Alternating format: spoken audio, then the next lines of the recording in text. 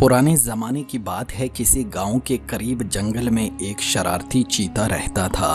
वो दूसरे चीतों की तरह आदमखोर नहीं था, बल्कि हर वक्त जंगल में शरारतें करता और खेलता कूदता था। उसका पसंदीदा मशगला ये था कि वो दरख्तों की शाखों के पीछे छुप जाता और अचानक छलांग लगाकर धाड़ें मारता हुआ बाहर निकल आता और लोगों को डरा देता था। खौफ के मारे गांव वाले अपनी जानें बचाने के लिए इधर उधर भागते, तो ये मंजर देखकर चीता बहुत लुत्फानंदोज होता था। अपनी चमकदार आंखों की वजह से वो और भी ज्यादा खतरनाक लगता था। उसके इस अमल से बच्चे धाड़े मार कर चीखते चिल्लाते, जबकि बड़े अपना साजो सामान छोड़कर वहां से जितनी तेज भाग सकते भाग जाते थे। मगर उसने अपनी शरारतों के दौरान कभी किसी को जख्मी नहीं किया, बल्कि वो उनके साथ हंसी मजाक करता था और उन्हें डर कर भागते हुए देखकर महजूज होता। लोग अगर चीते के मुतालिक सुनते तो पूरे गांव में सन्नाटा छा जाता और लोग अपना रास्ता बदल लेते या अपना काम छोड़कर घरों में दबके बैठे रहते। चीते की ये शरारतें रोज बरोज बढ़ती जा रही थीं। गांव के लोग उससे बाखूबी वाकिफ थे कि चीता उन्हें नुकसान पहुंचाने के लिए नहीं, बल्कि महज अपनी तफरीह के लिए उन्हें डराता है। मगर फिर अचानक ऐसा हुआ कि एक दिन शरारती चीते ने गांव के करीब से गुजरने वाले बच्चों पर हमला करके एक बच्चे को जख्मी कर दिया, जिसके बाद गांव के लोगों ने सूरत हाल की संगीनी का एहसास करते हुए एक हंगामी मीटिंग की। उसमें शरारती चीते से निजात हासिल करने के लिए काफी गौर किया गया, जिसके बाद सब लोगों ने मिलकर ये फैसला किया कि चीते को काबू करके चिड़िया घर भिजवा दिया जाए।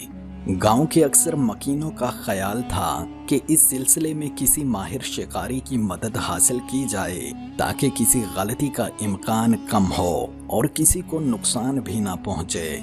मगर फिर ये फैसला हुआ कि अपनी मदद आपके तहत शरारती चीते को पकड़ने की कोशिश की जाएगी। मीटिंग में होने वाले इस फैसले की गांव के तमाम लोगों ने हमायत की।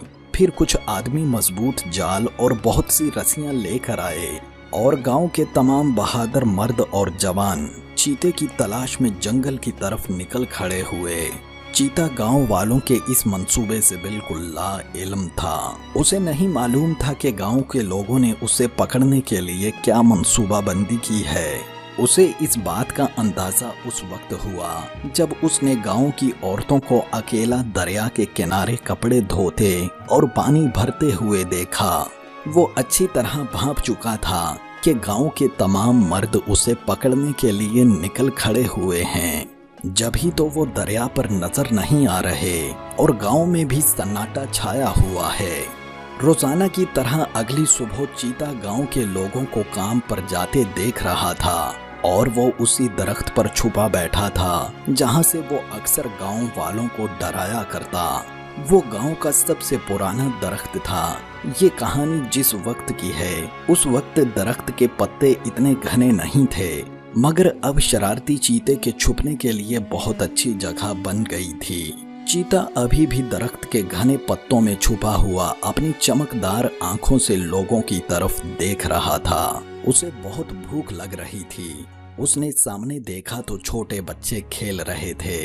वो उन्हें या गांव के किसी इंसान को नुकसान नहीं पहुंचाना चाहता था। वो यही सोच रहा था कि किसी तरह इन गांव वालों को डरा कर यहाँ से भगा दिया जाए, ताकि फिर खाने के लिए कुछ तलाश किया जा सके। अभी वो यही सोच रहा था कि उसे दरख्त के पत्तों में किसी चीज की आहट सुनाई दी। वो यही समझा कि गांव वाले उसे पकड़ने के लिए आ गए हैं। उसने पलट कर देखा तो वो हैरान रह गया, क्योंकि उसके पीछे एक खूंखार चीता, जो देखने में हूबहू शरारती चीते की तरह नजर आ रहा था, और उसके पीछे खड़ा था।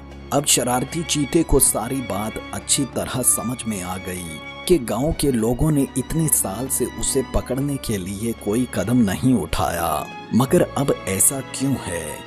दरअसल ये वही खतरनाक चीता था जिसने शरारती चीते की शक्ल का फायदा उठाते हुए गांव के एक बच्चे को जख्मी कर दिया था। اور گاؤں والے اس واقعے کا ذمہ دار شرارتی چیتے کو ہی ٹھہرا رہے تھے، جس کا اسے بہت رنج تھا۔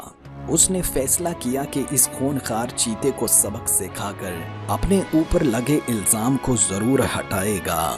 اس نے خونخوار چیتے سے کہا، تم نے بچے کو کیوں زخمی کیا؟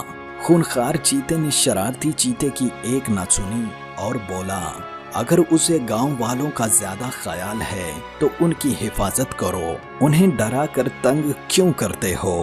اس پر شرارتی چیتے نے کہا، میرا پورا بچپن اسی گاؤں میں گزرا ہے اور گاؤں والے اچھی طرح جانتے ہیں کہ میں صرف ان سے مذاق کرتا تھا، انہیں کبھی نقصان نہیں پہنچاتا، مگر تمہاری وجہ سے گاؤں کے لوگ مجھ سے نفرت کرنے لگ گئے ہیں۔ اب میں تمہیں ضرور سبق سکھاؤں گا۔ اگر خیریت چاہتے ہو تو یہاں سے فوراً جنگل واپس چلے جاؤ، ورنہ مجھے تمہارا کچھ انتظام کرنا پڑے گا۔